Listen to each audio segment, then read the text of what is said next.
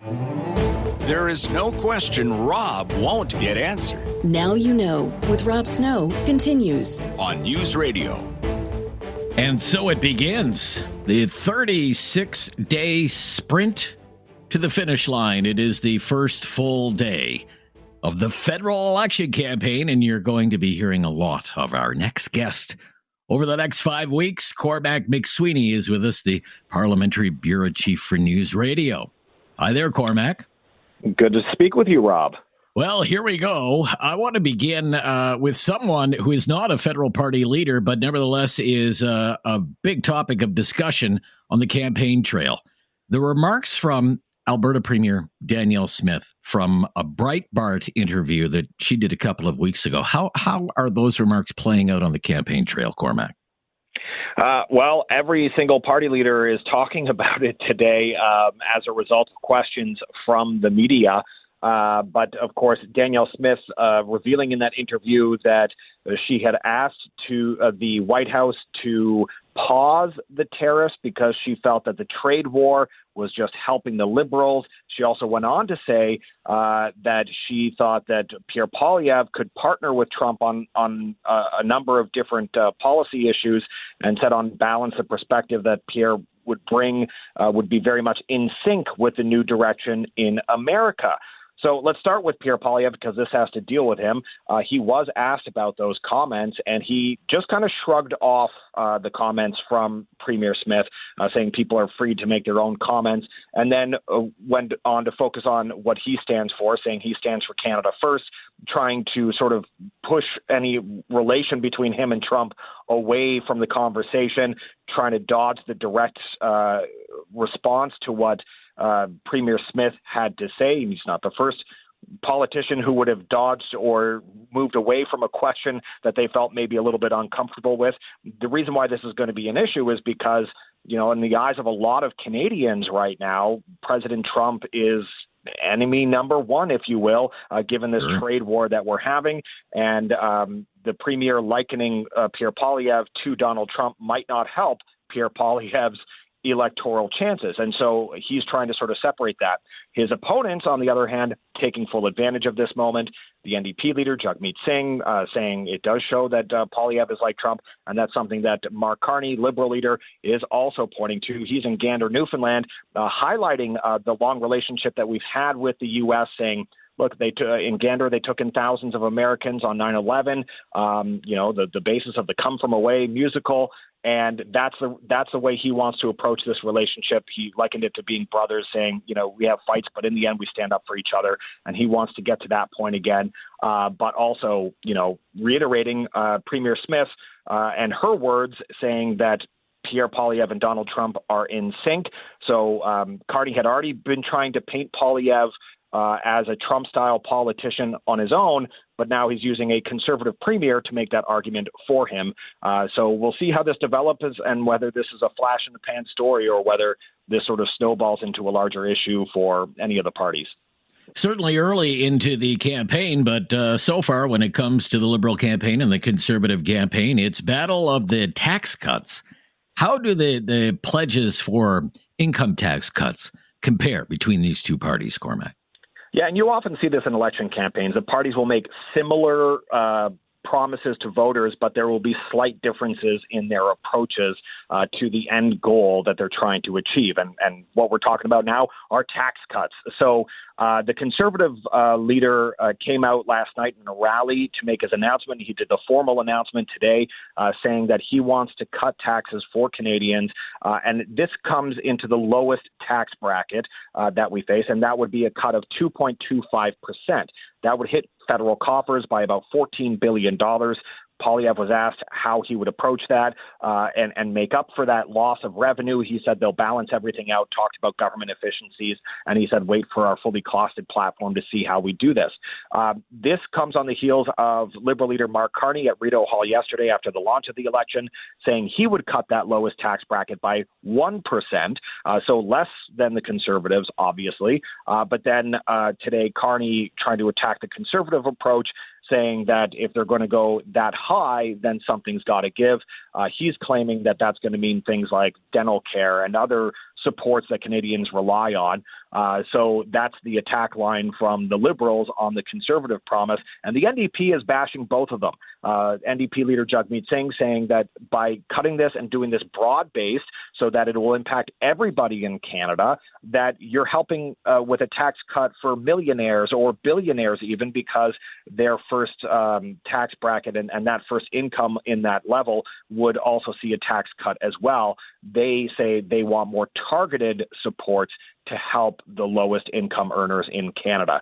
So that's the lay of the land when it comes to the income tax cuts. And of course, Canadians will make their choices on Election Day as to which plan they think is best. Various election officials speaking today, including the Leaders Debates Commission, announcing the dates and the location for upcoming leadership debates. What did we learn about those today? Well, they're not going to be in Ottawa. The last few have been in Ottawa, but they're going to be held in Montreal this time, and it's going to be April 16th, which is a Wednesday, the first one up in French, and the second will be in English. Now, the leaders' debates are always a point of focus for voters. It's a chance to see the leaders go head-to-head. Sometimes you get those teasers in the House of Commons, but this time we have Mark Carney, who doesn't hold a seat in the House of Commons, so he hasn't gone up against head-to-head against Pierre Poilievre in any direct style of debate, or Jagmeet Singh, or the Green co-leaders, Jonathan Pedneau or Elizabeth May, as well as Bloc Québécois, Yves-François Blanchet. So we'll have to wait and see how this turns out, because he had a little bit of a debate experience with the Liberal leadership race, but that was a friendly crowd, not so much your opponents in a race like this. And it'll be a big test for Mark Carney, but for the others, the Conservatives have seen a lead sort of disappear, a strong lead that they had over the last 2 months. The Liberals have been surging, so they're going to want to try and cut Carney down, especially with his struggles with the French language compared to some of the other leaders. And the NDP is going to hope to use those debates to try and really boost their fortunes, because they're also seeing a big reduction in support on the polls leading up to this, and they could lose seats with the way things are right now. So they're going to try and use that debate to really boost their fortunes. And you know what the saying goes, anything can happen in an election campaign, anything can happen in a debate, and there could be a knockout punch that could change the course of this campaign. So we'll have to wait and see. Great to hear from you today. Cormac MacSweeney, our parliamentary bureau chief at News Radio. I'm Rob Snow. This is Now You Know, and this is News Radio.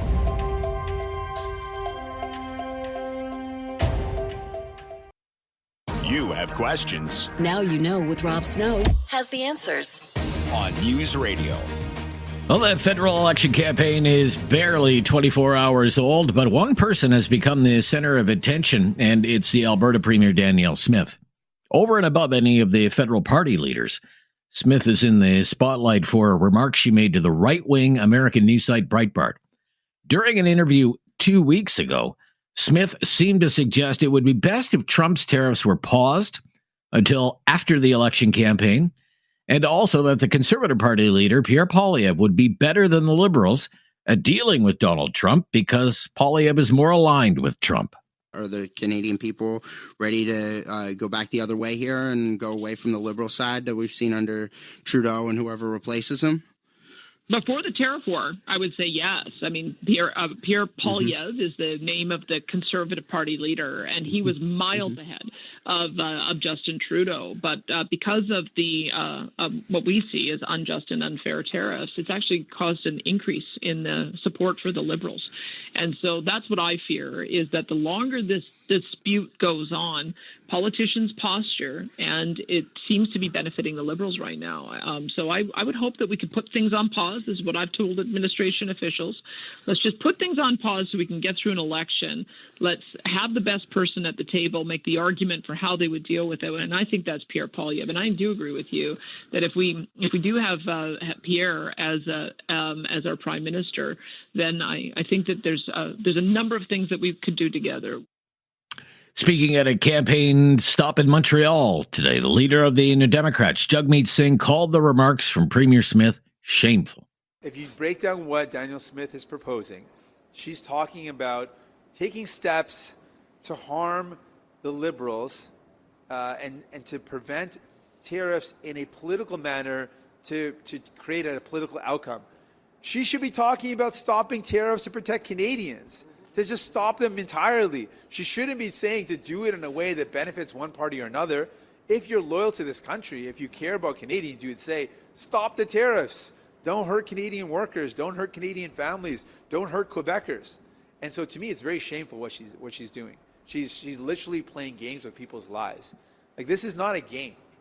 Like, the tariffs aren't a game to win or lose elections. It's about people losing their jobs. Here in Montreal, we already know people have lost their jobs. The Pierre Poilievre campaign rolled into Brampton today. Poilievre was promising an income tax cut for Canadians. The Conservative claim is that Canadian families would save close to $2,000 a year. But Poilievre was also asked about the remarks from Premier Smith. He never did answer the question and instead said Donald Trump favors the Liberals. Well, people are free to make their own comments. I speak for myself, and let's talk about my agenda. My agenda is to put Canada first for a change. You know, there's a reason why Donald Trump wants the weak, out-of-touch Liberals in power. They've handed him control of our economy. Trudeau and Carney raised taxes on work, investment, and small business, driving $500 billion out of our economy to the U.S. They blocked pipelines, mines, LNG plants, forcing our energy companies to sell 100%, almost 100% of their product to the Americans at discount prices. They have buried us in bureaucracy, and Donald Trump knows that a weak, out-of-touch Liberal government, given a fourth mandate, will only make Canada a bigger target for him. Just a snapshot of the first full day on the campaign trail. We have more analysis, news, and insight just ahead, including more information on the leaders' debates. Hear from Mark Carney, who is campaigning in Gander, Newfoundland today. April 28th is Election Day. I'm Rob Snow. This is Now You Know, and this is News Radio. No question goes unasked or unanswered. Now You Know with Rob Snow returns on News Radio. The Newsday Panel. Yes, it is time for our Newsday Panel on the first full day of the federal election campaign. We are pleased to welcome Chris Day, Senior Vice President at Hill and Knowlton. Hello there. How are you? Thank you. I'm well, thanks. Good. Very exciting times. Cam Holmstrom here, Principal at Neepaways Strategies. How are you, Cam? Not too bad. So now that the election campaign is officially underway, let's kind of start by discussing things in general terms. 36 days, so, short election campaign, short as possible, I believe. Cam, what do you think of that decision? Honestly, I think it makes sense. Just for the simple fact that it's not like the world around us has stopped moving, right? So you'd have to make a pretty good excuse to have a longer campaign as to why that should be. The fact is, we need to get a government elected and back through. So to me, it makes sense to do it on that score alone. And I think it's more than enough time. Everyone's been ramped up at this point, and no one's caught off guard by this election date. Let's just be honest about it. Everyone knew this was coming for months now. So everyone's ready to go. And you can even see that on day one. Everyone had their buses and their planes and everything all ready to go. No one was caught off guard. So I don't see where the extra need for the extra days would have been. Okay, but it could be interpreted as being, say, more beneficial to the Liberals. That the Liberals maybe want to seize the momentum and limit the exposure of the leader. What do you think about that, Cam? You know what? That could be it. But at the same time, I could have said the same thing. I could have said the same thing in 2015 about Stephen Harper going with a 2-month campaign because he thought he could spend everyone into oblivion that way, right? How did that turn out for him, right? I honestly think that the circumstances that we're in right now is more trumping it than anything else. Because again, if you're Mark Carney and you're going to say, give me an extra 2 weeks to campaign rather than getting my government in place and actually sitting in a cabinet and getting ready to deal with the issues in front of us, honestly, at this point, I think that's a real hard sell. I think the easier sell was always going to be the shorter time frame. Okay. Chris Day, what do you think about 36 days? It's a sprint, not a marathon, this election campaign. What do you think about him? My friend Cam has just given me a facial tick thinking back to the horrendous 2015. It was so long. So long. Yes. It was a long one, right? So anyway, I've got that tick under control now. And I do think that it makes sense for the Liberals to have done what they've done in terms of making it the shortest campaign possible. They've got a rookie campaigner as a leader, a very accomplished person, but has never run for anything before in his life. And so you're trying to limit the number of potential opportunities to mess up. To Cam's point, everyone knew this was coming, and yet only the Liberals don't have a plane that's painted yet, which is kind of interesting. You know, they're clearly working out some of the media kinks with Mr. Carney. His answers are way too long. He expresses frustration about having to give them in both English and French. You know, there are some things that they're still working out on the fly, building the plane while flying it, if you will. And, you know, in that environment and with everything that's going on in the world, to Cam's point, it makes sense that you try and make the campaign as short as possible.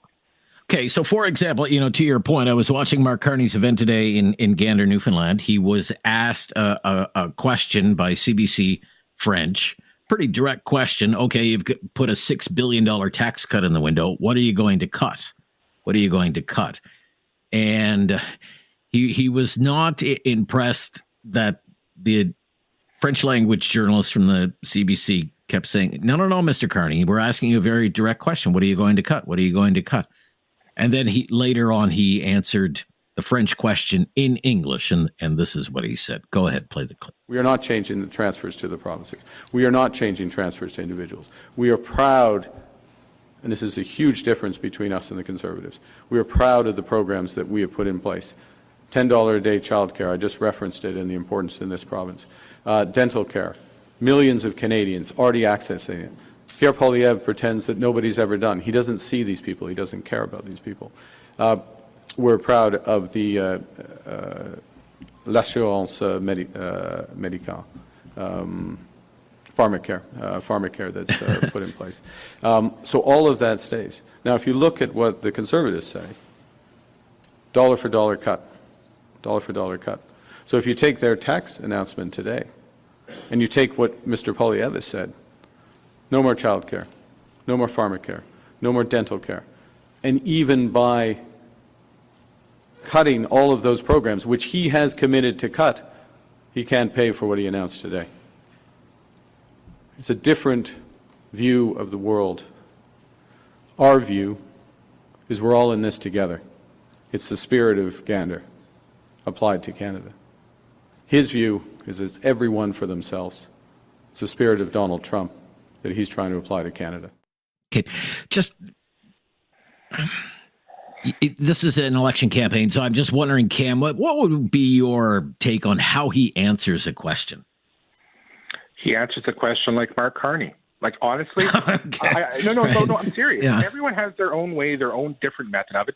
He speaks like a guy who has been a central banker, who's been a civil servant, who, you know, that is what it is. And you know what? I don't think it's necessarily a bad thing.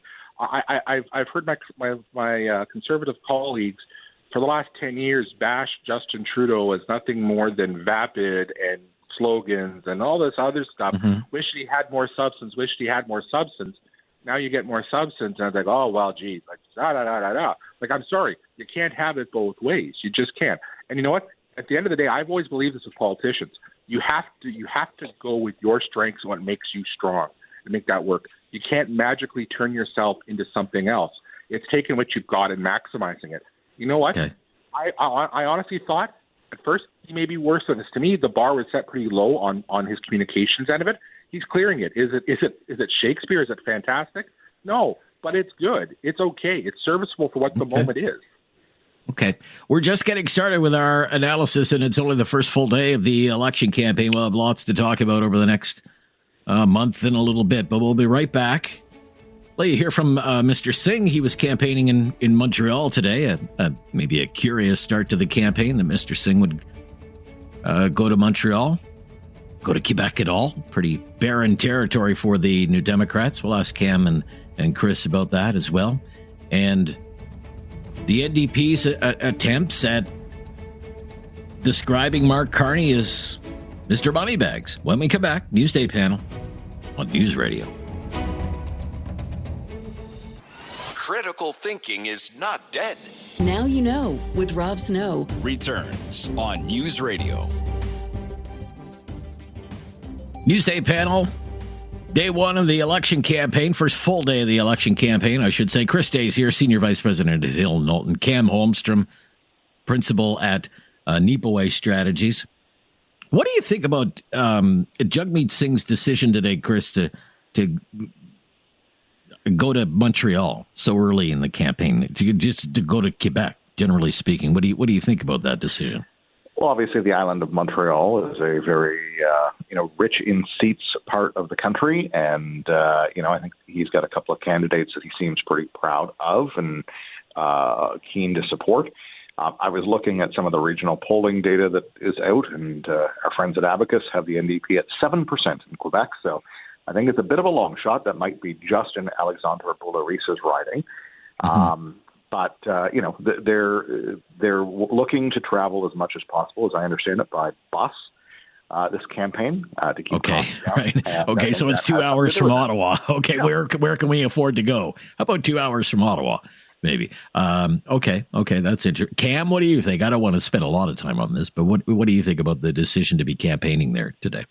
I think it's just an easy place to go on day one of the campaign after you launch in Montreal, after you launch in Ottawa. It's simple as that. And it's not a dollar issue. They're going to be running a fully budgeted campaign, $34 million, just like the Tories and Liberals. So this isn't a matter of pinching pennies. That being said, outside of the debates which are going to be happening in Montreal, you probably won't see Mr. Singh back in Montreal. I think that might have been the one trip in, again, because it was quick and convenient after you just launched that same day in Ottawa.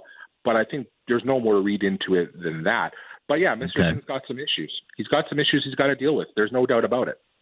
All right, let's listen to what he said about Mark Carney today. Mark Carney's time at Brookfield Asset Management, to be specific. Go ahead, Dave. It's clear that he's made decisions, and I don't fault him for making lots of money for the super rich. But for me, it's hard, and I ask people to ask this question. It's hard to imagine someone that was a part of a corporate landlord, like a massive corporate landlord in Canada, that profited off of the housing crisis. Like Brookfield engaged in rent evictions. Rent evictions, people in Montreal, people in Toronto, people in Vancouver know all too well what rent evictions are all about. You're in a place that's affordable, you get kicked out, that same apartment gets a new countertop, and then goes back on the market for triple the rate. Sure, that makes a lot of money for the corporate landlord, but that contributed to the housing crisis. It profited off of the housing crisis.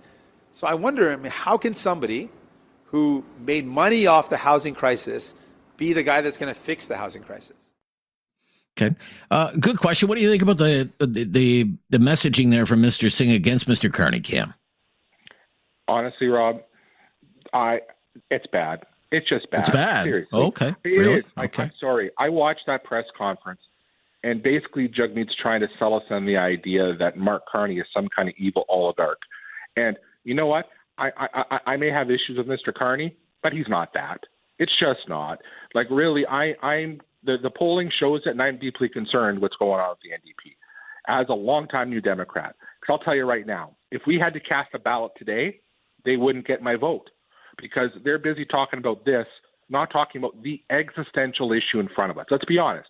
This whole campaign is about remaining a sovereign, independent country, period, end of story. If you're not hammering on that 24/7, then you're not talking about what people are concerned about, and they're going to ignore you.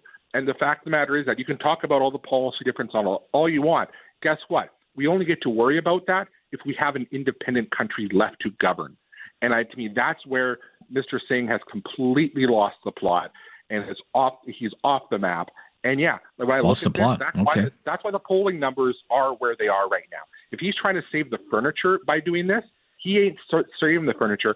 He's taken a tub of gasoline, dumped it on, and lit a match to it. Oh wow! Okay, all right. What do you think, Chris? Well, my friend Cam is not the first NDPer who I've heard express frustrations very similar to that.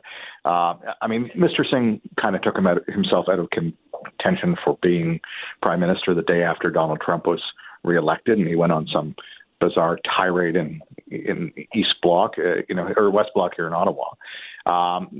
He has taken himself out of contention by supporting Justin Trudeau for years, keeping him in office despite everyone in the country being, fed up with the guy. And he's taken himself out of contention by, to Cam's point, talking about things that are not, not the talking around the big question, right? Okay. That's a big question. So I think he's got a hugely tough row to hoe, and performances like today's are not going to help that at all. All right. When we come back, Alberta Premier Danielle Smith becomes a much talked about topic of conversation in the early days of the election campaign. I'm Rob Snow. It's our Newsday panel. This is News Radio. Now you know with Rob Snow continues on News Radio. Here on our Newsday panel today with Chris Day, Senior Vice President at Hill & Knowlton, and Cam Holmstrom, Principal at Nipaway Strategies. So, Alberta Premier Danielle Smith is being criticized for remarks she made during an interview with Breitbart. How justified is this criticism, and how much do you think it damages the Conservative campaign, Chris Day? So I don't know that it's terribly damaging overall. I mean, I don't think anyone should be surprised that any Canadian politician or premier is asking that the U.S. not put tariffs of 25% on us, crippling our economy. So that's, I think, what was being expressed in response to a question. What I do think is important is, a number of premiers, Ontario's, Alberta's, and Quebec's to a lesser extent, have had to step up and really fill the void created by the federal Liberals in dealing with Donald Trump. First with Justin Trudeau, and now with Mark Carney, who can't get a phone call. This is really critically important stuff, and we have the premiers at least who are out there acting on Canada's behalf and going to media sources where people who actually have sway with Donald Trump and actually support Donald Trump, or have his ear or will be in contact. They're in with the MAGAverse. Right. They're in the yeah. I mean, it makes no sense to go on CNN and CSNBC, right? Like it nobody is listening to that world right now. People around Donald Trump are tuned into Fox News and Breitbart, and going there and making the case in plain language to people who will listen is exactly what Team Canada needs to be doing right now. What do you think? What do you think, Cam? What do you think, Cam? Chris, it sounds like you don't think too much. Respect, that last part was a bit too much for me, Chris, and this is why. Okay. Is because it's fine to be out there talking. It's fine to be out there doing it. But when you're asked a question like this, and you basically come back with basically saying word for word, your actions are hurting my party. And if you just laid off while we have this election, you'll have a more pliant and amenable partner to deal with.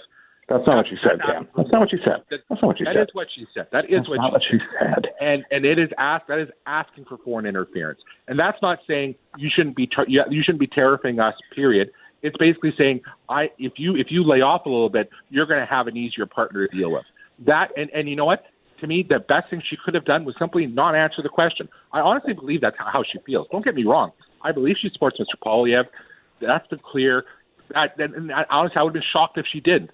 But she didn't have to answer the question. She made a choice to do it. And in this environment, that is explosive because, we're all parsing every little thing to figure out where people stand and where our suspicions are because this vote's going to matter so much.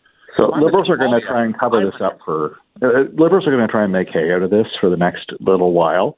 And they'll do that to try and change the channel on the fact that Donald Trump himself said he would rather have a Liberal government in Ottawa because he thinks they'll be easier to roll over. Chris, of course, that goes with the reporting. Chris, that also goes with the reporting from the Toronto Star that Poilievre's people allegedly reached out to Trump's people to ask him to back off, to back off and to stop the comparisons. Like, honestly, once you kind of put this out in the universe, Trump's the kind of the actor where he will read the tea leaves and say, hey, you know what, if I'm saying I'm helping this guy, I'm really helping the other guy. The point of the matter is that the best thing she could have done was not say anything at all. Now you're out there and people are getting it. And I'll tell you where I'm seeing it from. I'm not seeing it from politicos in my social media. I'm seeing it from family, from day-to-day people who are like, what the hell is she thinking? Okay.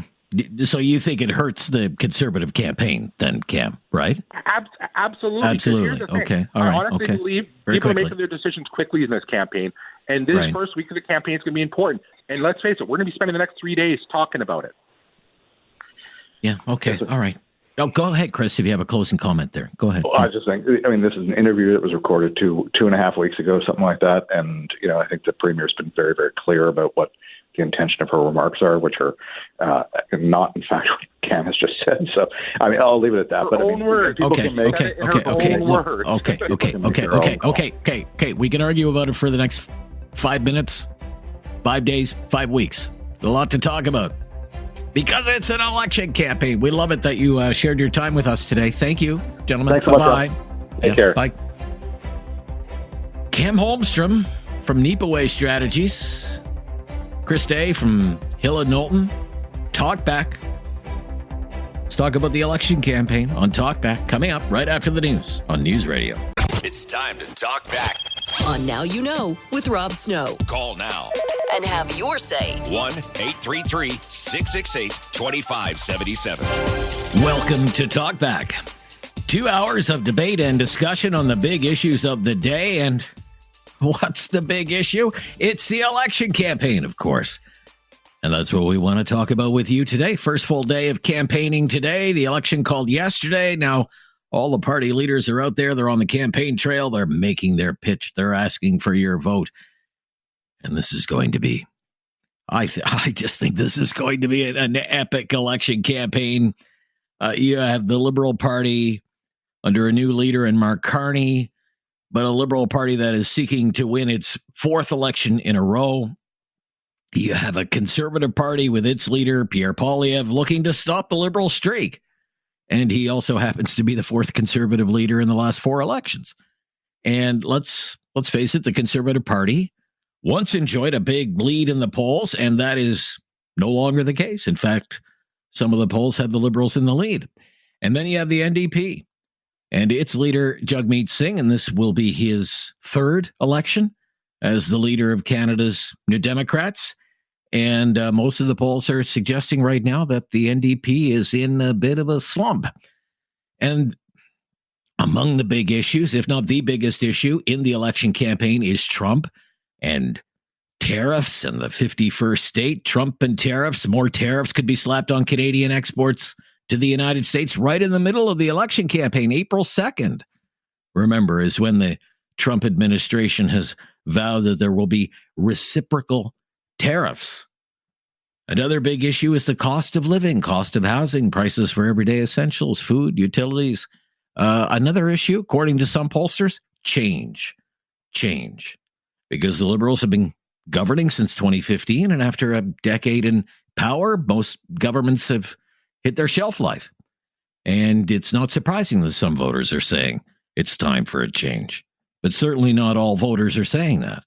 Not by a long shot. And let's face it, just a few months ago, this election campaign wasn't even supposed to be close. It was supposed to be the Conservative Party in a landslide. But then, a few things happened along the way. Events, my dear boy, events. And they have made things much more interesting and have changed the nature of this election campaign in some ways that people say they've never seen before. First of all, Justin Trudeau resigned. Liberal Party had a leadership race. Mark Carney won the leadership race, wasn't even close. Mark Carney is new to politics, but he is someone, of course, with a very impressive resume, educated at the finest universities, worked for a big Wall Street bank, and has been the governor of not one but 2 central banks, Bank of Canada and the Bank of England. So there's been a big shakeup on the Liberal side.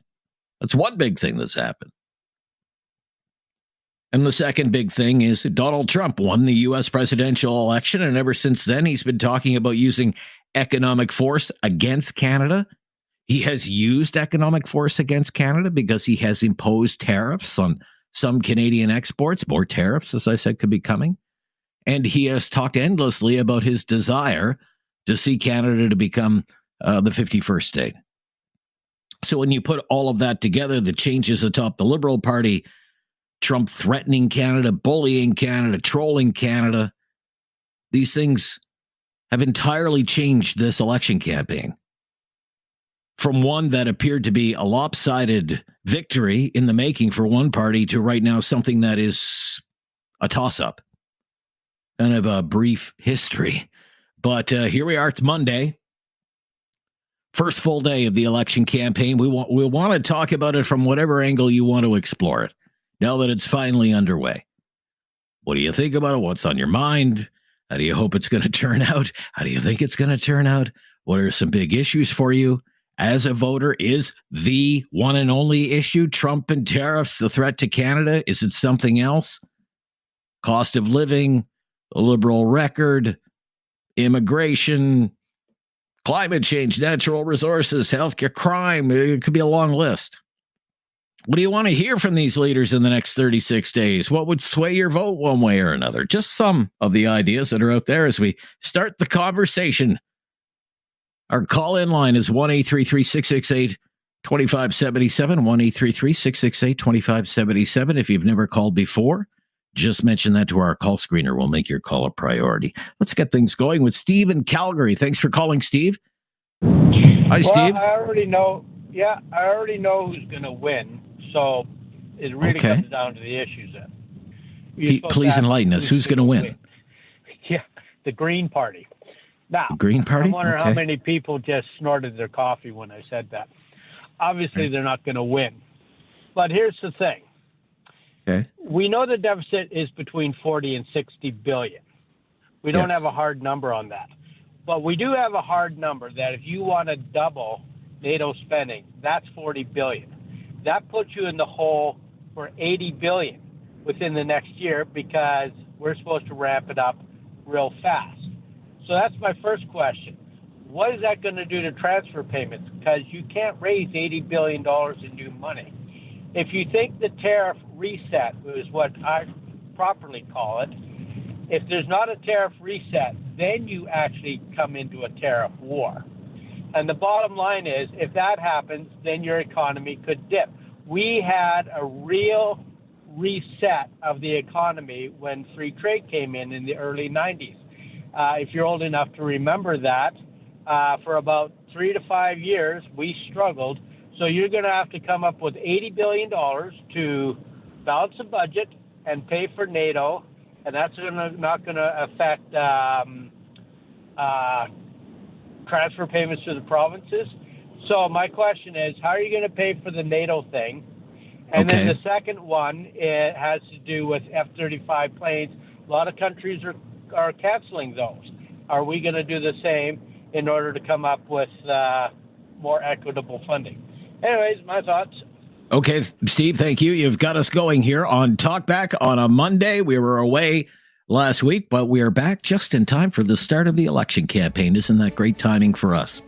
So we'd love to get caught up with you and explore what the next 5 weeks could be like in this epic election campaign at 1-833-668-2577. Share your thoughts, please. This is News Radio. First full day of the federal election campaign. Share your thoughts here on Talkback today. 1-833-668-2577. Let's go to Wade in Sylvan Lake. Hi, Wade. Hey, Rob. Hi, I Wade. missed you last week. Well, it's good to be missed. Thank you. Okay.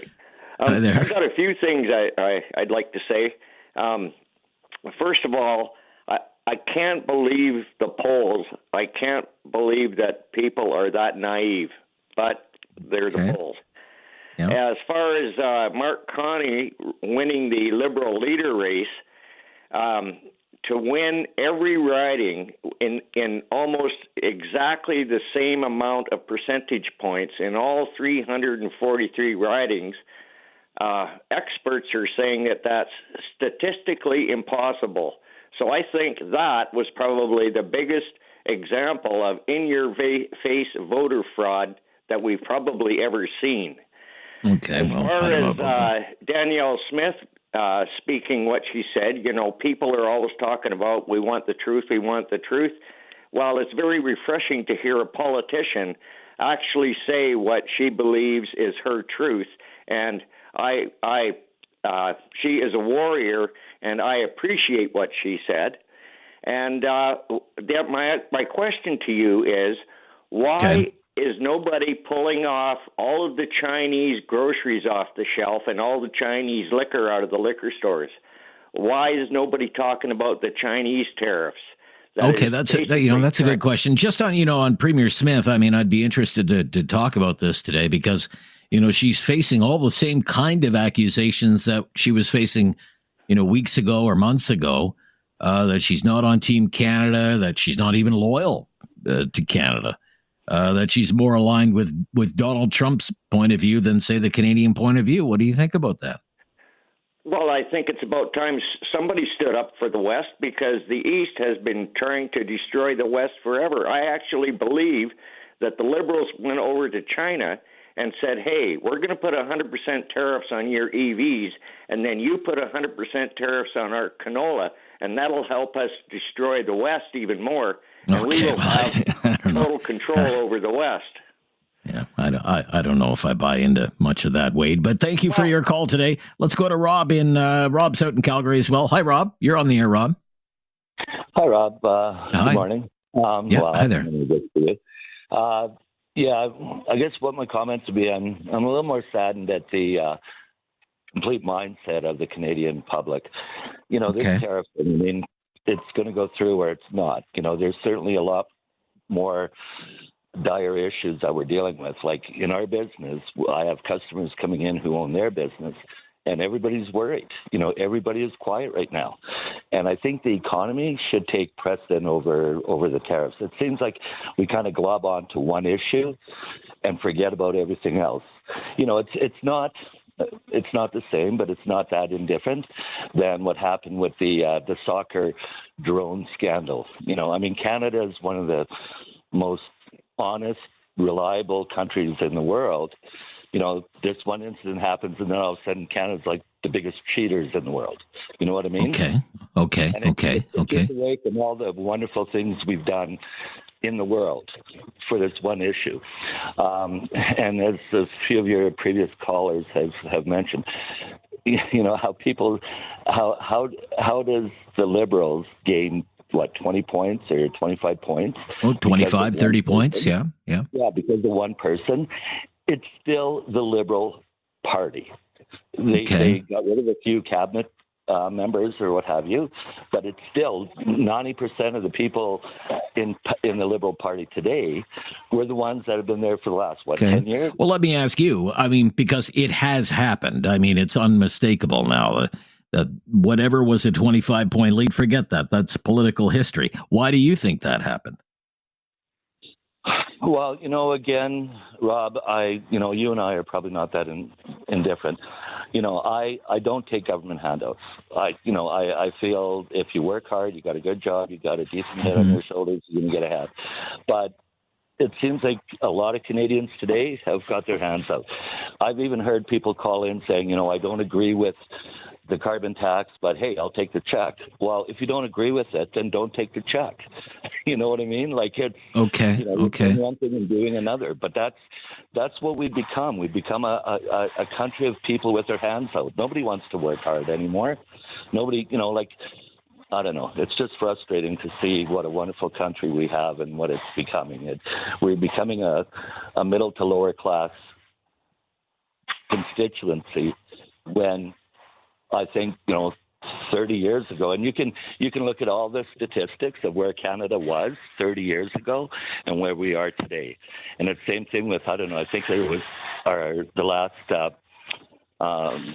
GDP ratings or something.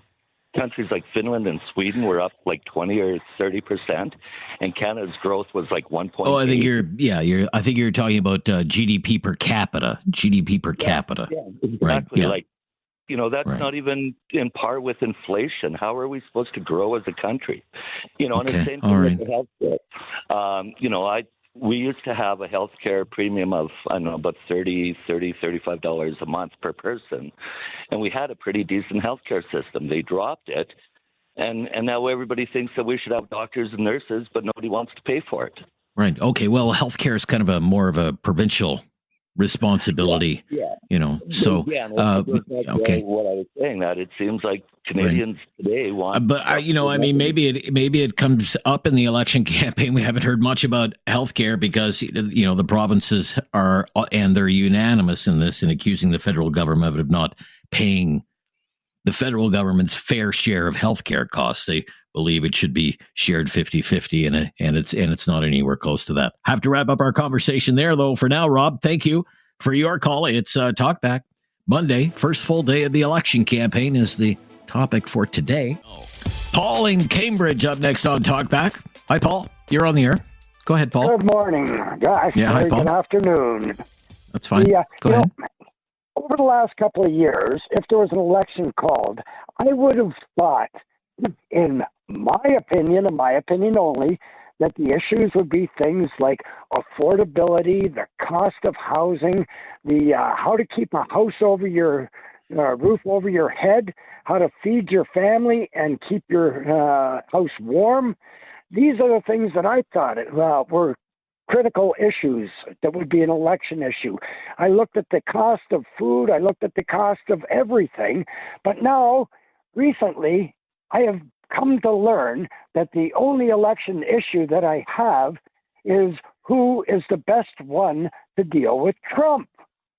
I thought we had all these other important issues, but now I am told that the only thing that I should be concerned about is who is best equipped to deal with Trump. So why did this change all of a sudden? Well, tariffs for one, right? He's already imposed tariffs on Canada once. He's threatened to use economic force against Canada. He's threatened to take the auto sector, and he's talked every second day, at least, or once a week or whatever, about wanting to make Canada the 51st state. Why shouldn't we be talking about stuff like that? Let's see. Right? Trump is he was elected back in November. He took power in January. January 20th. So all of a sudden, all of my key issues that I have to be concerned about are only who can deal with Trump. All my other issues as to homelessness, crime, drugs, everything else, all of a sudden they don't exist. And I learned this because the media told me that's what my opinions are. Now, well, clearly those aren't your opinions because you're announcing on your opinions right now. You're on the radio through the media. Says that I'm wrong, and apparently, they go to these polling. Well, I'm not companies. saying that you're wrong.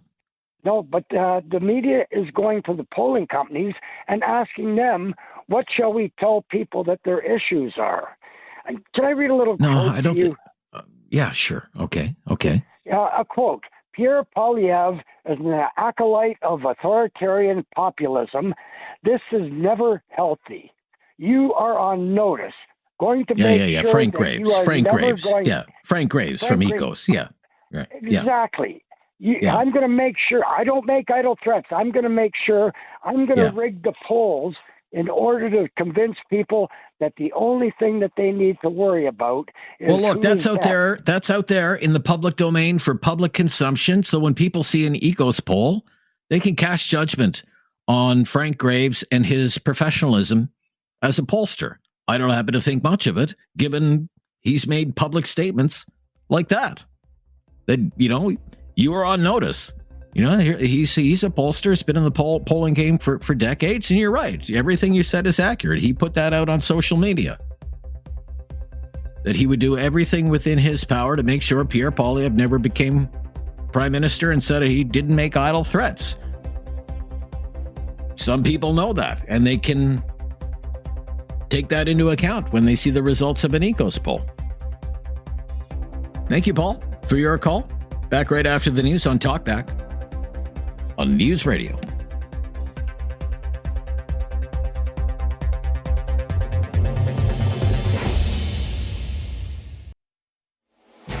Have something on your mind you want everyone to know? Call now. Hello. 1-833-668-2577. It's Talkback on Now You Know with Rob Snow. The topic for today is the election campaign. Discuss. 1-833-668-2577. Love to hear from you today. Joyce in Ottawa is up next on Talkback. Hello, Joyce. Hi, Rob. I'm glad you're back. I missed it, too. No, great to hear from you today, Joyce. This What do is you a think big about it? leap. I'm ultra nervous. But anyway, this has to do with the Liberal record. Okay. There was an article in the Ottawa Citizen on Friday. The headline, DND buys $6 billion Aussie radar system. It's a slap in the face to an Ottawa supplier who the government actually spent $30 million helping them produce their product, which is similar or better than the Australian one. Now, we're told to buy Canadian. Like, what is this Liberal government doing buying this radar system from Australia? The problem is the Australian government will own the intellectual property rights, whereas if we bought the Canadian one, we would own the rights. So we just went through the CF-35 debacle, because we don't own the source code. Right, so right. They did the exact same thing. I encourage you, if you can, to read that article. It's an excellent article and goes into depth about it. But for the life of me, I can't understand why this government would do such a ridiculous thing. All right, Joyce. Thank you. Thank you. Yeah. Okay. You should be buying Canadian. Okay. All right. Thank you, Joyce, for calling. Interesting that you've picked up on that. To Pete in Kitchener. Hi, Pete. You're on the air on the election campaign. Hi, Pete. Hey, how are you?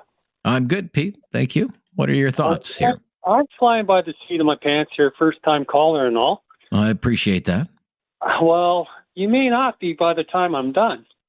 Okay. Instead of having an election, I think we should have a referendum to join the states, because with the American dollar being so much better than ours, it would be a bonus for most of us Canadians, and we could afford to buy things. And Doug Ford supporting a Liberal, it's just wrong. So I'm hoping if the Liberals get in, Doug Ford would come to his senses and give us people of Ontario a chance to vote to see if we want to become Americans. Okay. And you would vote to become an American, sir? Well, I really don't want to, but I really don't want to live under the Liberals again. Okay. Well, we might as well just join communist China, right? Well, I don't think so, but... well, honestly, with all the stuff they had us doing during COVID and all that kind of stuff, and it was more of a socialist, communist-type country than whatever. I was in Ottawa during the truckers' protest. Yeah. I won't even fly a Canadian flag anymore. I've gone back to the old red ensign. Okay. Well, to each their own, I suppose. But what about what you've heard from, say, Mark Carney? Because, a lot of the stuff you're saying you don't like happened under Justin Trudeau. Then, now they've got a new leader, Mark Carney. Says he's getting rid of the carbon tax. No more increase to the capital gains inclusion rate. He announced a tax cut yesterday. All he's doing is getting rid of the carbon tax for us people. The businesses are still going to have it. They're going to pass it on to us. We're not going to get a rebate. That's all he's doing. He's saving a rebate check going to the citizens. And it's different face, the same lies. Okay. All right. So do you have any confidence at all that the Conservatives can win the election? And would you still want to be an American if the Conservatives won the election? If the Conservatives won, I have more faith in Pierre Poilievre than any of the others. Like Singh, he's a liberal, or he's a communist, or however. It's not even the liberal. Well, he's on the part. left. Yeah, he's on the left. Yeah, I wouldn't say he's a communist, but he's on the left. Yeah. They just Like, honestly, we could have had this election months ago if he didn't want his pension. Let's be honest. Okay. And this Okay. would have I been- don't know if that's the case, but if that's how you see it, that's how you see it. Yeah. And it's certainly an accusation that's out there, right? Well, And up everybody- until even recently, he was saying, even 2 weeks ago, he was saying he didn't want an election now, that he would rather that the House be sitting so it could pass some kind of relief package to help workers impacted by tariffs, sir. And he's already qualified for his pension, right? Yeah, but he's lied to us so many times, that guy. Like, honestly, can you believe anything he says? Okay. Like, honestly, I think the people of Ontario, like, I hear Alberta's already sent people to talk to Trump in the States about becoming the 51st state. Well, a few people from Alberta have gone down to the United States. They're not speaking on behalf of the Alberta government. I mean, there is an Alberta separatist movement. I have family. Right? So, I have family that's in the States, and they called me. Well, it was only last night, and they were talking how you guys have a province that wants to join us, and I'm trying to, distance myself from this conversation, but yeah. honestly, I don't think a lot. Look, are a lot of people in Alberta happy with the way things are going in Ottawa? Probably not. Clearly not. Is there an Alberta separatist movement? Yeah, there is. Is it a popular movement? No, it's not. And I bet you the number of people who in Alberta who would say they want to join the United States and become part of the United States, you could probably all fit them on a Calgary transit bus, sir. That's probably about the size of it right about now. I have to wrap up our conversation right there, though. Thank you. It's Talkback. Thank you. Thank you for your call. Talkback on a Monday. Jonathan in Calgary up next and on the air. Hello, Jonathan. Hi, Rob. Good morning. Good morning. Thank you. Yeah, Thank you good to hear from you. You're welcome. Yeah. I've been laughing about what the previous callers are talking, and it's to me, this is just my opinion. The campaign is just started, and it reflects to most of our, same as our fellow Canadians, that they really don't know what to choose yet, or what really the big issue that we are facing right now. And to me, it's normal because every election is like that. Politicians throw us most of the time fear, or they're always steering us all to get the votes that they need. But for me, as what I always do in every elections, I always have basis. Like, for example, this election right now is kind of very difficult. I agree with the polls why the Liberals are how do you call this, getting ahead. Well, the Liberals have the momentum. I mean, yeah. Right. I totally agree. Yeah. Well, I totally agree with the polls, because in my personal experience right now, and I feel it's the same. I'm a conservative supporter. I live in Calgary, and I've been conservative supporter in the past elections. But right now, it's difficult for me because of Mark Carney, based on my standards of choosing the candidate, to put the best candidate for the job. Right. And based on those guidelines that I believe in, it's very difficult because Mark Carney has a very he's a very accomplished individual, sir. Yeah, no doubt. Yes. But one thing I'm waiting as a Calgarian, if he can portray or show us, because what he is saying right now is the energy corridors or something like that. It's energy corridors, It's not clear to me if he is really going to support building pipelines. And I don't know as well if his priority is if his first priority is the environment or the economy itself. If he can show us, like, for example, economy first, and then the U.S. and then the environment, then I'll go for him. Okay. But right now, I didn't. It's not clear yet, and I think it's right. So you're kind of leaning that way, but you still want to be. You have your suspicions. You're waiting to be convinced that he really is serious about things like pipelines and economic development. Is that fair enough? Yeah. Yes. Especially the pipeline. When it comes especially to pipelines. Economic, when it comes to economic expertise or understanding, he got it. But this one, the pipeline, I'm not sure. That's the big one for me. And you're not sure if he really is in favor of building pipelines. Okay, Jonathan, I have to jump here. Thank you for your call. Let's go to Danveer, also calling from Calgary today. Hi, Danveer. Hi, Rob. Hi, Danveer. Hey, how's it going? Well, we're right back at it, Danveer. It's the first full day of the election campaign, 36 days, and, we're looking forward to covering it all. What are your thoughts on it so far?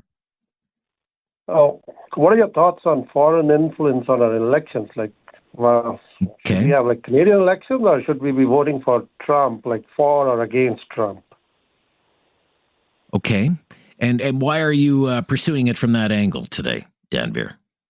Because that's what, everybody's made the main issue, right? Because it's benefiting liberals, so they have gone for it full-fledged. They're not talking, they've ignored all the other aspects, in the economy or whatever. Right. So you think the liberals are really amplifying, I don't want to put words in your mouth, but do you really think that the liberals are, amplifying the Trump is scary, Trump is threatening Canada because they're afraid to talk about their record in government? That's right. Even Carney hasn't talked about anything about how he is going to fix the failures of the liberals. There was a reason they dipped, right, in the polls. So he didn't talk about any of those things. Is he going to deal with SNC-Lavalin just as Trudeau did? Is he going to? What is going to do about the foreign influence? They're still promoting it, right? So we'll eventually vote based on what Trump does in the next few days, right? So, and that's, I think, really bad. What about the next 4 years? That issue, and Trump is going to make a decision on his own, thoughts. He's not going to, nobody can change his decision. Even his own, his own administration cannot change his decision, right? Whatever he wants. They don't know what he's going to say next day. So it doesn't matter who's at the helm, whether it's Pierre Poilievre or Carney. So that decision, they'll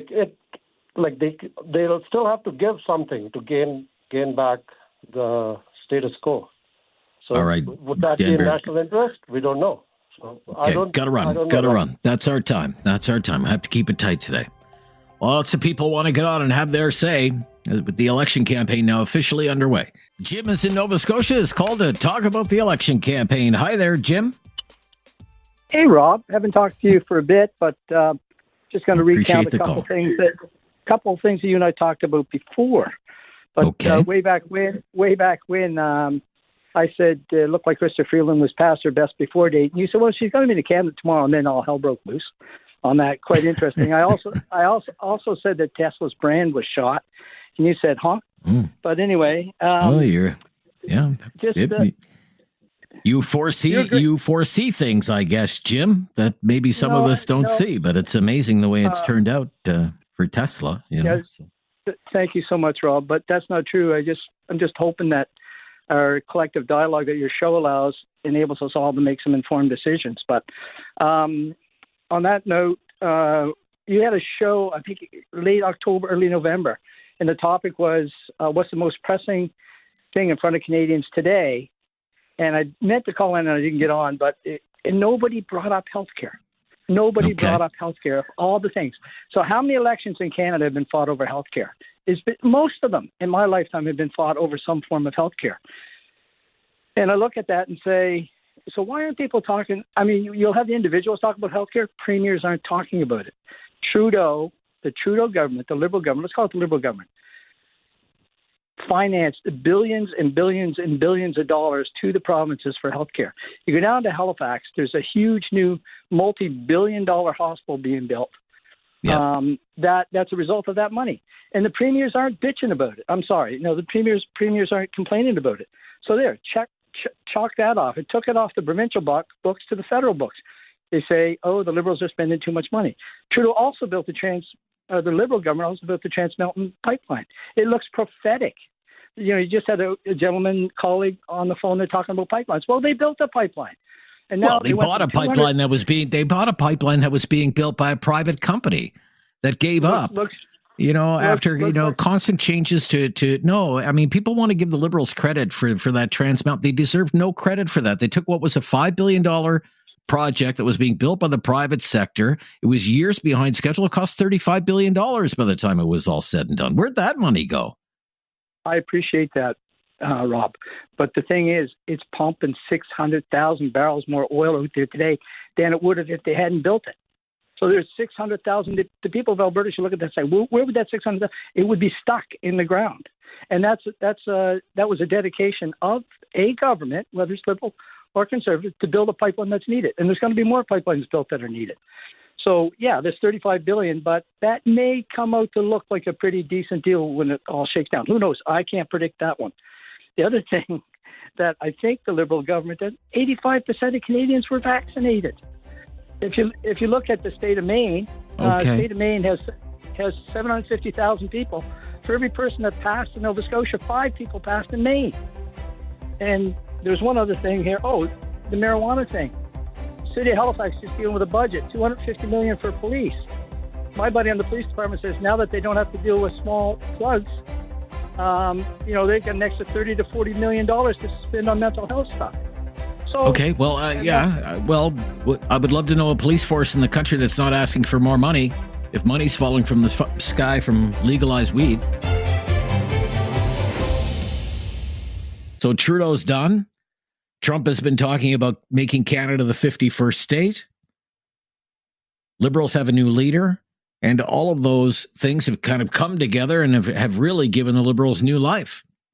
Some polls suggest the Liberals are on track to win a majority government.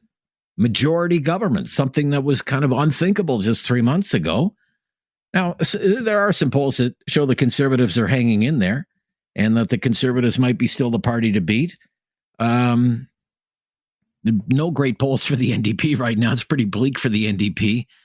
But really, if you think the Liberals should win, there's a poll out there for you. And if you think the Conservatives should win, there's a poll out there that could put a smile on your face.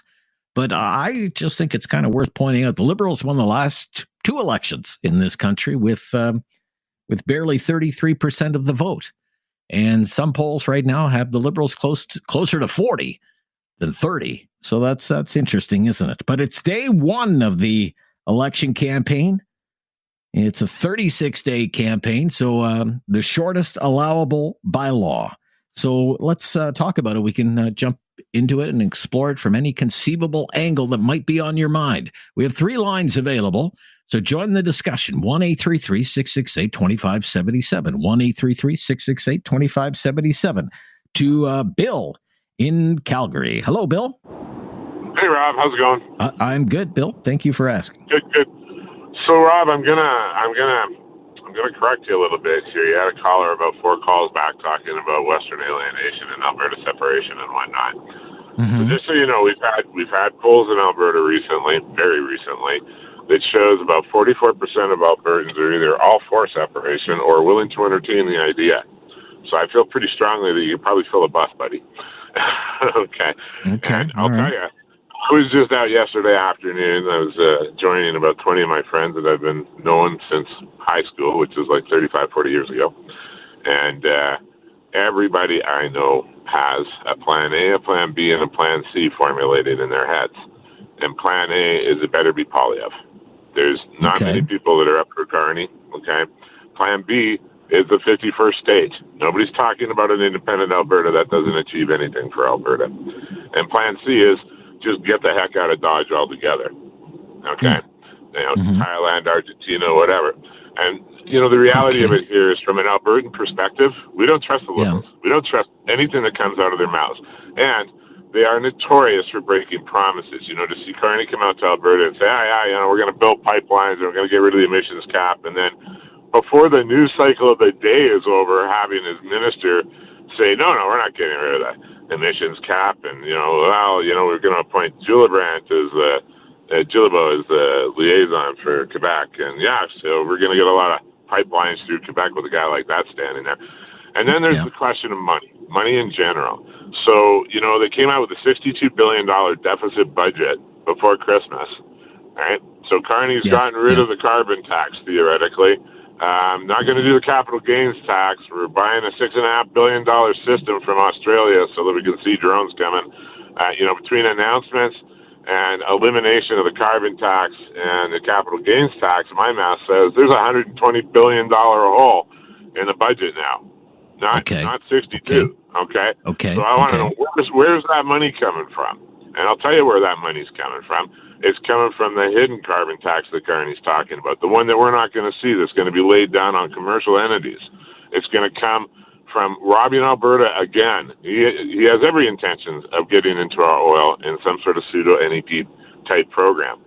And Albertans have had enough of it. We've just had enough of it, Rob.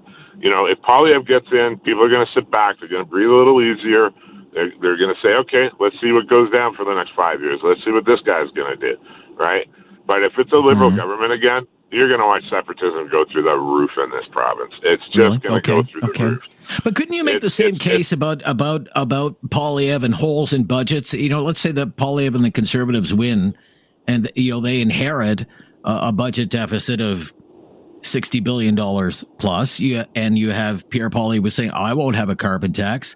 You have Pierre Poilievre who said, I wouldn't raise the capital gains inclusion rate. And Pierre Poilievre is the leader who just announced a $13 billion income tax cut. Couldn't you say the same thing? Well, where's the money coming from? What are you going to do? So I'll tell you right now, I like Poilievre's attitude towards business development. And I'll give you an example. 10 years to try and get the East Link pipeline built, $1 billion only to be fuddled at the end, where Germany builds an LNG port in 196 days flat. Okay, so it can be done. Bringing business in, bringing money in through investment, and opening up the Northern Ontario, the Ring of Fire for mineral development, and putting new pipelines down. None of it's going to happen overnight, and I'm prepared to see a deficit if those things are actually being addressed. But I don't see that coming from Carney. All I see him do, other than doing a hidden carbon tax, all he's done is regurgitate Poilievre's platform for the last 3 weeks. So, it's over for us, Rob. It's over for us out in Alberta, and I think probably for Saskatchewan too. People are they've just had enough. And what would you do, Rob, when you think about your family? If the United States came up and said, you know what, you're not going to have a state tax anymore. You're going to be able to write the interest payments off on your mortgage. We're going to take your dollar across par and your savings across par. We transfer $260 billion to this country every year, and we get about $180 billion back. If we weren't Canada, we wouldn't. We'd have our chunk of that trillion, 1.2 trillion paid off right away. Well, I'm not ready to give up on a country that's been a great country since Confederation. Right? None of my friends are anti-Canada. We all love this country, but it's about survival, buddy. Okay, thanks, Rob. Okay, thank you, Bill. Or it's about fighting for a better Canada. We'll be right back. It's Talkback here on News Radio. Have something on your mind you want everyone to know? Call now. Hello. 1-833-668-2577. It's Talkback on Now You Know with Rob Snow. On the election campaign, the topic of the day, the topic of our lives. Abera in Calgary. Abera, hi there. Hi there. How are you, Rob? I'm good. How are you? I am doing great. Thank you. Thank you, my friend. That's great.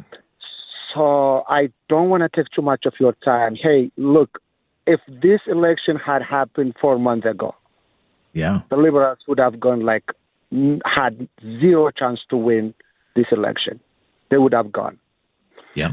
I'm Calgarian. I'm Albertan, and I love Canada as well. What happened in Ottawa is not pleasant for us. I definitely understand that. But Trump is doing a favor for Liberals. He is doing a favor now.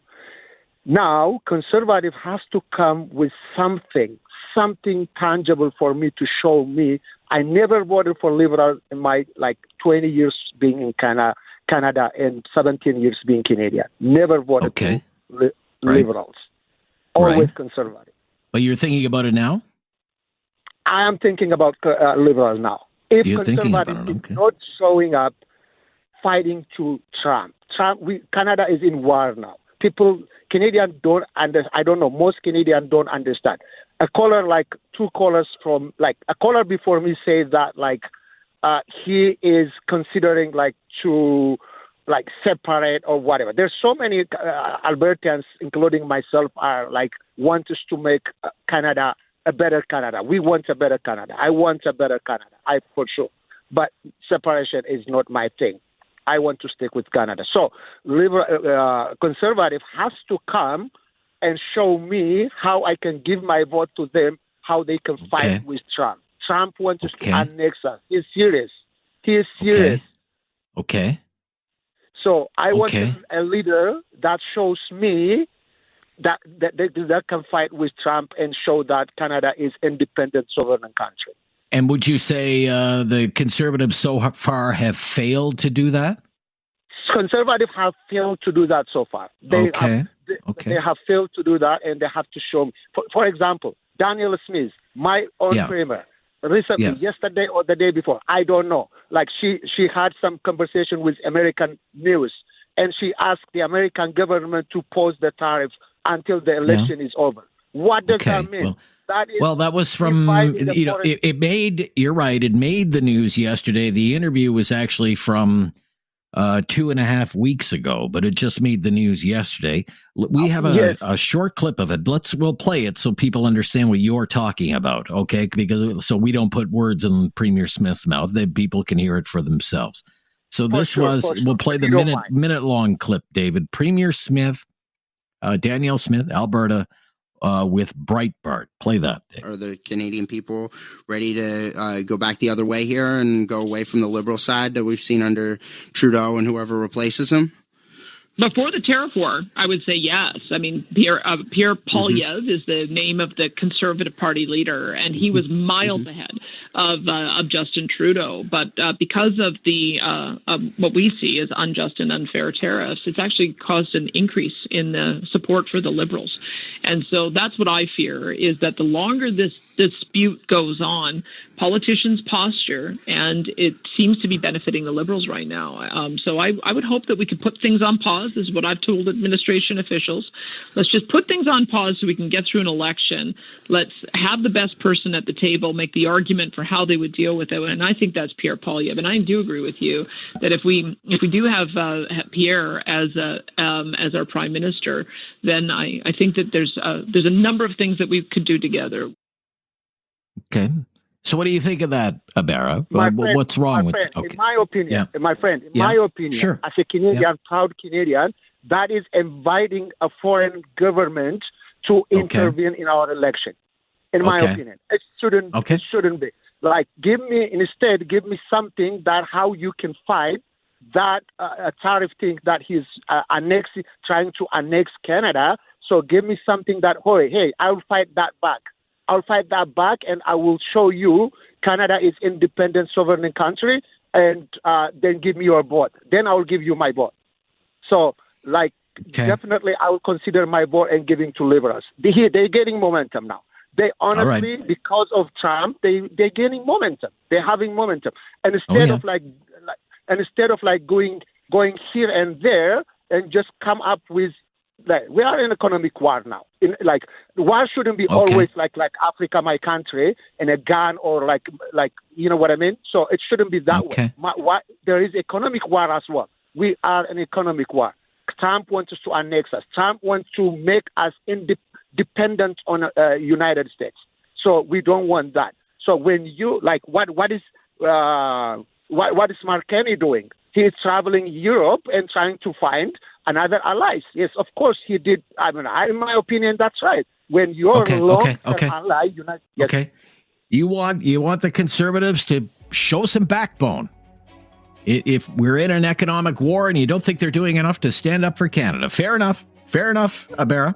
Gotcha. Loud and clear on Talkback today. Have your say. Robert in Calgary is up next. Hi, Robert. Hi, Rob. How's it going? I'm fine. Rob, how are you? Good. I should have said I was a first-time caller because I might have got through a little while ago. But that's okay. Regarding Abera, just before me there, if you want to know what the Conservatives stand for, just listen to one of Pierre's speeches. If you would have listened to him last night in Toronto, it was amazing. Pierre's telling everybody exactly what he's doing. And yes, he's going to stand up for Trump. So Abera, you should stick to being a conservative and vote for conservative.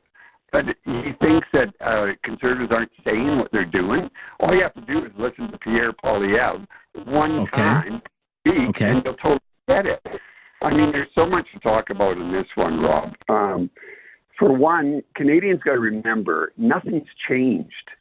So how the Liberals being around here blows my mind, because we still got the same Liberals, man. It's the same thing. We could have had an election in the fall, but of course we had the NDP Liberal coalition, and who kept holding them up.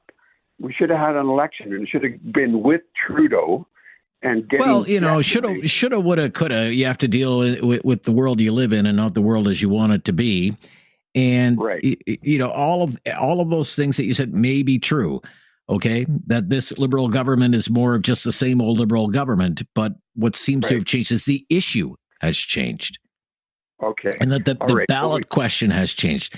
And it seems to me that, and the polls would bear this out, that a lot of people are not really focused on, say, the Liberal record or Justin Trudeau's record, or that the government's been there 9 years and I'm just sick of them and I want to throw the bums out. Instead, there's a new issue, and it's Trump. Yeah, okay. Well, I mean, Poilievre's going to stand up to Trump. So, no problem there at all. He wants to make Canada strong, man. He wants to make Canada independent. He wants to get our LNG plants going. I mean, we can barely build one where the U.S. builds 9. I mean, give me a break. We lost a decade here. We could have had tons of stuff going. Energy East, we could supply all of Canada and be an independent nation and one of the richest countries in the world. What are we? We're the weakest because we've got the Liberals in there.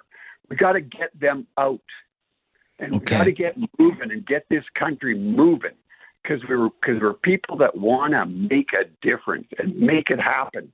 We've been choked, man. We've been literally choked, and so.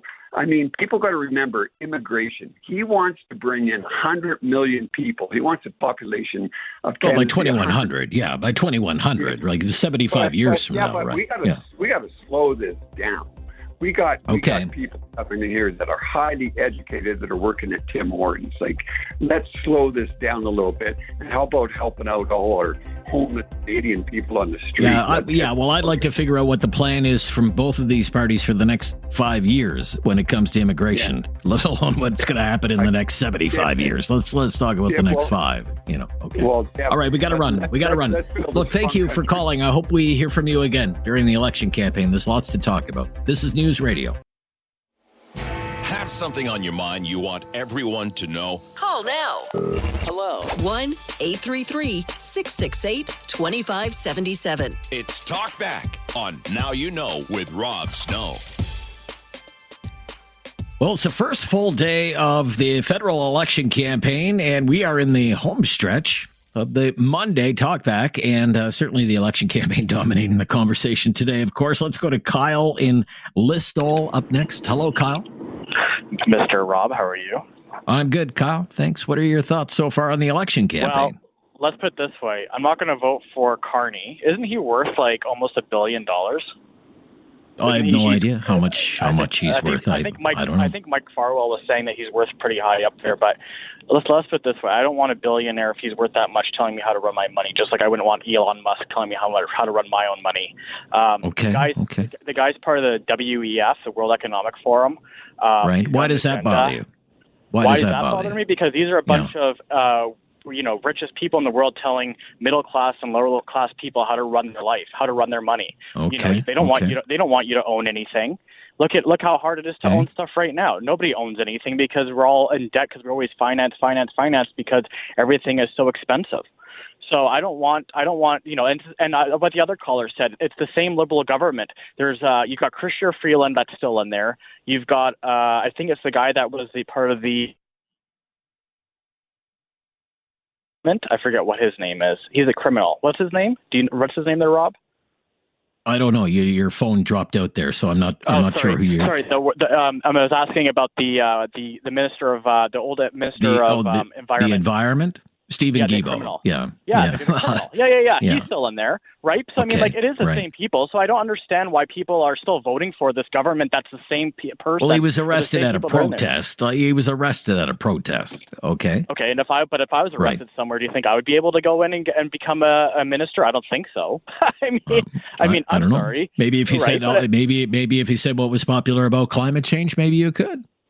I don't know. The way he Worked for tells me him. how I should drive, right? So right. no, Well, I think I'm very interested. I mean, honestly, I'm on the road all the time, but I would love to have one of the local constituents come out. I don't care if you're a liberal or NDP or Green or whatever.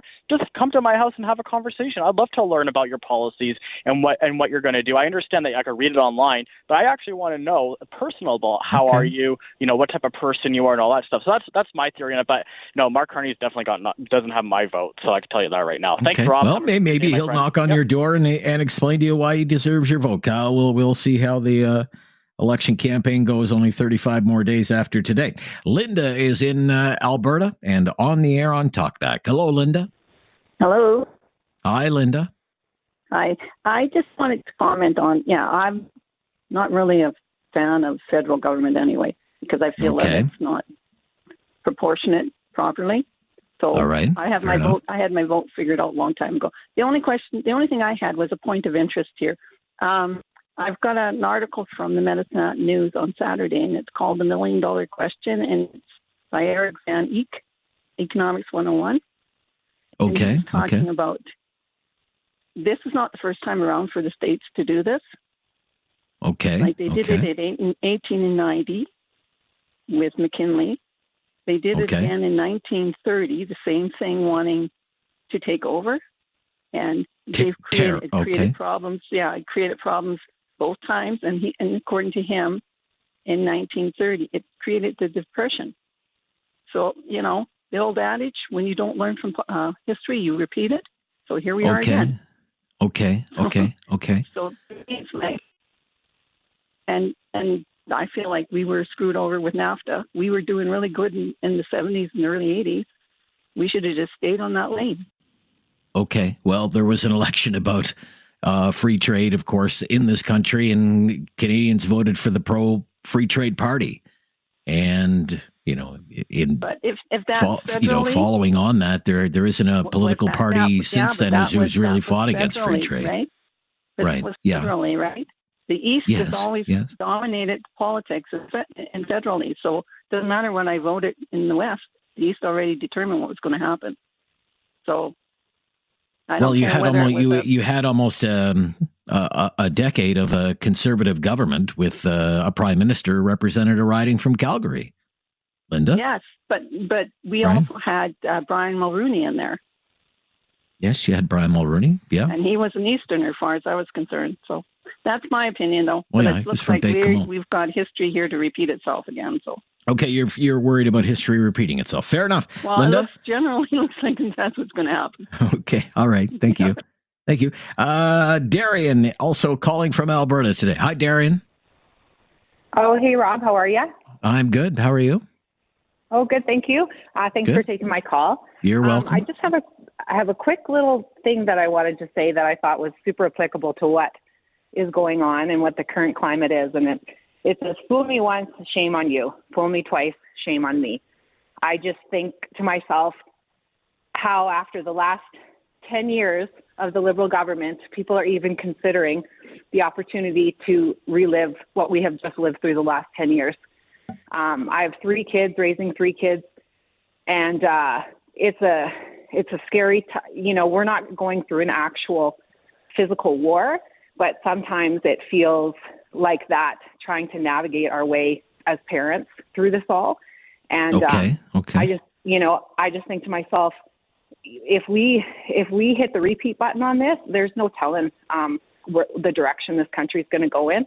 I'm in Alberta especially, and I'm a proud Albertan, but love being Canadian, but I haven't loved being Canadian the last 10 years. It's heartbreaking. You go around and you speak to anyone. I chat with anyone I can, anywhere from, being in the doctor's office to the gal at the Shoppers Drug Mart this morning. And it is, I think, the most divided we've ever been as a nation. Okay. So I just think we got to think and not be diverted by the Trump thing. Think about every single issue. Okay. But do you think that's a diversion? Is it being blown out of proportion by the Liberals to their benefit? Yep. Yeah, I think it's the Liberals. Okay. I think Trump is maybe pulling a little bit of puppeteer strings from his end, trying to distract us all in whatever direction I think he wants us to end in. It's hard to tell. But we got to remember, it doesn't matter what you look at, economics, fiscally, healthcare, etc. It's, people can't even buy food, they're at the food banks in record numbers. Right. I mean, for goodness sakes. It's so not fool me once, fool me twice. I don't know. What do they say about 3 and 4 times and being fooled 3 and 4 times? Okay. All right. Okay. I was trying to come up with a rhyme. Yeah. Thanks a lot. I don't know. Okay. I don't know. Okay. Darian, thank you. Thank you. Lots of time to take your call yet here in hour number 2 of Talkback. Our call in line, 1-833-668-2577. This is News Radio. Today, Susan in Alberta up next. Hello, Susan. Hi there. Hi. Thanks for taking my call. I'm actually opposite of Linda. I'm a proud Canadian and an embarrassed Albertan. Because we have a group of Albertans here that do nothing but whine. They want to separate. They cry about everything. Trudeau and every other Canadian taxpayer in Canada built a pipeline for us. And now they complain about that. They complain it costs too much. Nothing will make them happy ever, I think. But anyway, with regards to Pierre, yesterday in his speech, he said that regarding Trump, you can be respectful and firm, I believe, but you can do both. I will insist the president recognize the independent Canada. Well, if he thinks he can just say to Trump, oh, we're Canada, and Trump is going to just be respectful back, that's not what you need in a leader. And Carney sounds calm and intelligent, and Pierre is angry. He's always angry. He's always saying Canada's broken. He's always giving divisiveness and fearfulness, and I'm tired of it. I'm tired of the slogans. I'm tired of all that crap. Sure. Now, Mr. Carney has said that he wouldn't even negotiate with Mr. Trump until Trump showed Canada respect for Canadian sovereignty. How is that any different than what Pierre Poilievre said, what you just read there? Well, Pierre, what he said was, he said he could be respectful and firm. But that means to me that Pierre just thinks that he can be respectful to Trump, not Trump being respectful to us. He's going to be respectful to Trump. That's not how you treat Trump. He doesn't deserve any respect, in my opinion. I see. Okay. Fair enough. Trump. So you have tired on a lot of Albertans who you think are just constant complainers that will never be pleased, right? Absolutely. Yeah. The anti-vaxxers. Anti-vaxxers. Okay. And anti-Albertan? Look at our premier. She's got scandal after scandal here, and they say nothing about that, yet they talk nothing about Trudeau scandals. It's okay if you're a conservative to have a scandal, but it's not okay if you're... Well, I don't think anybody's suggesting that the scandal, for example, at the AHS is a nothing scandal. She may hope that it's going to be a nothing scandal, but I wouldn't bank on that. I think there's probably... That story has yet to be fully written yet, the whole AHS thing in Alberta. Yeah. And fair enough. Not the only one here. Right. But fair enough. You know, if it comes down to a choice between who you prefer, you clearly think Mark Carney is the better person for the job right now, right? What I prefer is I prefer that conservatives get back to being conservatives of the past, not the far-right conservatives they are today. Okay. When you say the past, I'd be happy. I mean, when you say the past, are you saying the Harper conservatives or the Mulrooney progressive conservatives, or not the Harper conservatives? Not the Harper conservatives either. You didn't like them either. Okay. No. All right. No. Okay. All right. Thank you, Susan. Yeah, I love your opinion. All opinions are welcome here. Whether all the listeners will agree with Susan's point of view, Susan, I would say, based on most of the calls I've taken from Alberta today, certainly that's, I think, the minority point of view. It's pretty, I think, I don't know how to describe it, despondent from a lot of the callers in Alberta as they look at these polls and they see that the Liberals have gone from basically being on death's door to being, resurrected and perhaps on the cusp of one of the greatest political comebacks in Canadian history. A lot of people in Alberta just can't believe what is going on, and it may be a breaking point for some, based on what I've heard today. Still some time to take your call, so Talkback. And it's only the first full day of the election campaign. There's so much more to talk about here on News Radio. In the final few minutes of the Monday Talkback, we've been talking about the election campaign, of course. First full day of campaigning well underway. Ankur is in Calgary. You're on the air. Ankur, what are your thoughts so far in this election campaign? Hi. Hi, Rob. How are you? Good, thank you. Rob, as days go by, I have a very bleak view for conservatives. I'm not a conservative. I don't like liberals. I don't like conservatives. All I want is somebody that cares about the common people, and all I want is somebody that thinks about Canada first. It's easy said than done, I understand. But, I'm sick and tired, and I've heard from so many people. We don't want another Trump, and people are getting sick and tired of the attack ads by conservatives. Again, I think they have similar derangement syndrome as the Democrats in the U.S. Oh, Trump this, Trump that. Yes, but what are you going to do? I think that's what we are missing is what is he going to do? Similarly, same thing with the Liberals. Unfortunately, Liberals are riding a wave now, and people have a very, we all have a bias, recency bias. People have very limited, memory. So we're going to lose again our country if we get the Liberals back. I'm not a big fan of Pierre, but what can you do? You only have two options these days.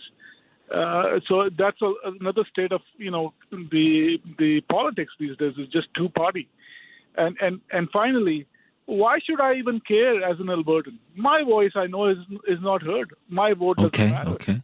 Right? Why do you say that? Why do you say that? Well, I know. Because you think the election campaign, by the time the polls close in Alberta, you think it's all going to be over because it'll be decided in Atlantic Canada, Montreal, and Toronto will decide the election, right? Yeah, perhaps a little bit of BC, but that's about it. Maybe BC. So, okay, all right. Yeah, so this is really giving a lot of anxiety because I know as a business owner, I'm under tremendous stress now, and nobody seems to be thinking about this. And as a business owner, as a property owner, as a homeowner, we're getting squeezed all different ways from municipalities, from provincial governments, from federal governments with no respite. And sadly, they're all politicians. They're trained to say things so that they can be in the government next time. But okay, I think all right. We are tired of being just taken for a ride here. All right, Ankur. I got to run. Thank you for your call. Let's fit in Dick's call. I think Dick will be the last call today. Dick, are you there? Hi, the I'm the bottom of the barrel, am I? Save the best for last, Dick, today. That's right. Yeah. Well, I like that. Your glass is half full. Yeah. Hey, this whole thing started like way back at Christmas was a low point for the Liberals. They were like 20 plus or 20 points below in the polls, and Trudeau wouldn't even give out interviews. He wouldn't talk to anybody. Yeah. Then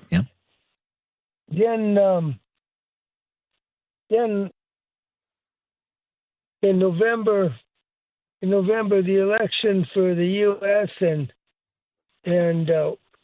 now way back, I just got to put this in. Way back then, I was telling anybody who would listen that the Liberals are going to find some way of finding a new focus on for the election. Right. And I said the U.S. election is coming up, and you got a nutcase in there. Okay. And did the Liberals do that? Did the Liberals change the channel on the election, or did Donald Trump change the election? With his threats about tariffs. Well, he's actually gone so far as to impose tariffs on steel and aluminum. He promises there'll be more tariffs coming April 2nd, and he's talked incessantly about making Canada the 51st state. The Liberals didn't have anything to do with that. They've been the beneficiaries. Oh yeah, they did. Right. That part they did. When Trudeau and Trump were talking, Trudeau did not deny what Trump said about about Canada would be collapsed if it wasn't for the U.S. All right. Unfortunately, Dick, that's our time, but we'll have lots of time to talk about all of these issues. It's a 5-week election campaign, and we'll explore it from every possible angle with your help on Talkback. Be back again tomorrow on News Radio.